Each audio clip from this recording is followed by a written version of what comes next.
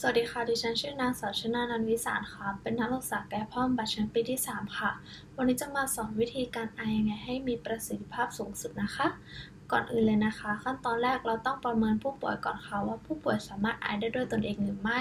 ขั้นตอนที่2นะคะเราต้องจัดท่าผู้ป่วยค่ะโดยให้ผู้ป่วยนะคะอยู่ในท่านั่งค่ะแล้วก็โน้มตัวไปข้างหน้าเล็กน้อยก้มศีรษะลงเล็กน้อยค่ะขั้นตอนต่อไปนะคะให้ผู้ป่วยหายใจเข้าลึกๆ แล้วในขณะหายใจออกนะคะให้ทำการไอต่อเนื่อง2 ครั้งค่ะเดี๋ยวทำพร้อมกันเลยนะคะหายใจเข้าลึกๆแบบนี้ค่ะขั้นตอนต่อไปเดี๋ยวให้ผู้ป่วยทำเองนะคะโอเคค่ะเดี๋ยวทำพร้อมกันนะคะ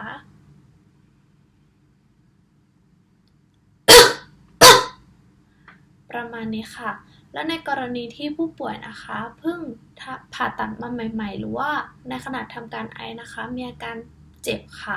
เราจะใช้ผ้าขนหนูนะคะหรือว่านำหมอนก็ได้ค่ะมาประคองตรงที่แผลผ่าตัดค่ะแล้วก็ทำการไอแล้วก็ทำการฝึกไอค่ะ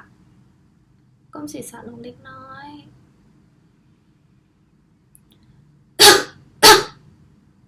ประมาณนี้ค่ะ และในกรณีที่ผู้ป่วยไม่สามารถทำการไอได้เองหรือว่าเพิ่งผ่าตัดมาใหม่ๆเลยนะคะคือเราก็จะทำการ